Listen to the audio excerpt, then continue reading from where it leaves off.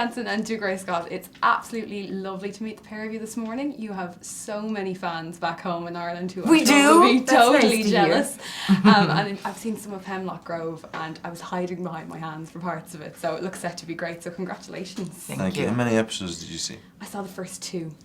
Nice. So I was like, oh, I have to watch through. I don't remember. So obviously you've got Brian McGreevy and Eli Roth at the helm of this project. Is that what drew you guys to it, or was it the story? It was really sort of, I think, a whole combination of things. It's based on the novel by Brian McGreevy, obviously, which is really great. Dougray Scott, amazing actor who I've been wanting to work with for a really long time. So I was honored, to be in his company and all our. Most of our scenes are together. No, I love you. So, and I think what set this show apart to me is that we really had time in these 13 episodes to not just simply serve a plot in the way that I think people tend to look at some of more procedural television shows or anything related to horror or sci-fi or supernatural, whereas we were kind of a combination between, we have some horror elements or supernatural elements in it, but we're really mostly a character study of all these different people coming from different backgrounds, this family that's very powerful in a small town with, Dougray, he's married to somebody else. I'm married to his brother, but not so much anymore because he commits suicide. And so there's just a lot of intrigue within the town, within these, characters, family, all of that kind of stuff. Yeah. As you mentioned, so Dougray's married to somebody else, but you guys are in-laws with a past, Yes. There's a great chemistry between you on screen, a great kind of love-hate relationship. Did you have fun with that? Yeah. Yes. We did. Yeah, it was great fun. I mean, it's pretty rare. I mean, chemistry is for someone else to decide whether it exists or not. But when I watch it, I go, okay, there's something going on there between the two of them.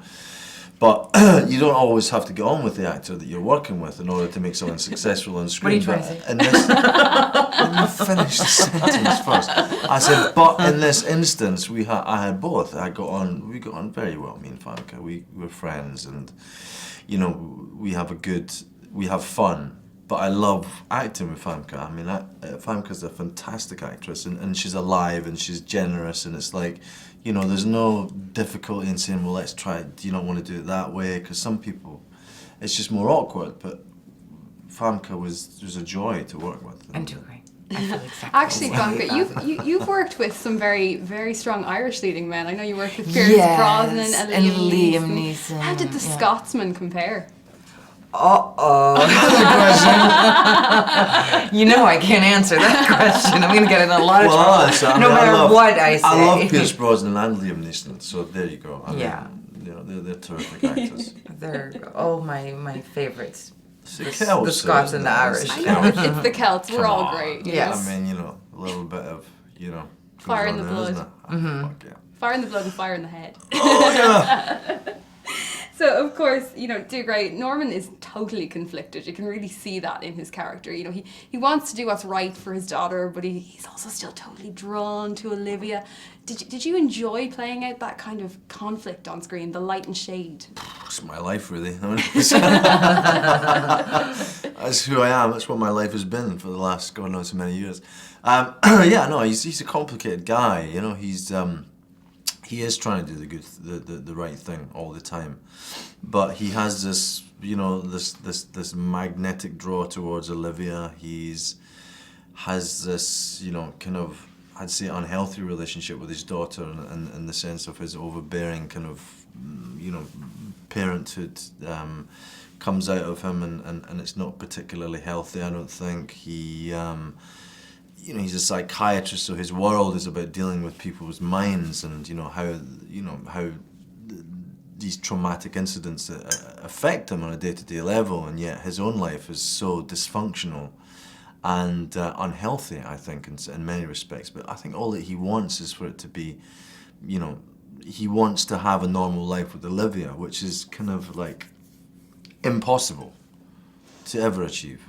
So, I mean, obviously now, April 19th, we see the big launch. House of Cards has done so well. Are you looking forward to seeing how Hemlock Grove goes across with everybody when it comes out? Definitely. I think we come in the footsteps of something so classy with House of Cards and David Fincher and the cast. Netflix as a sort of new way of launching things, and Gaumont as the studio. So, I think we have an incredible cast, very international. Everybody's coming from a different country. There's very few Americans in the show, actually. And so I just think that, it's very fun to be part of something that's part of the future as opposed to, I watch movies from the 1930s and the 70s all the time, so I'm so much part of the past that I'm really thrilled to be part of something new. Brilliant. Listen, thank you so much, guys. It's been an absolute pleasure to meet you both today. And like I said, there'll be so many fans back home who'll be delighted to see you back on the screen. Good. Thank you very much. Thank you. Thank you. Thank you.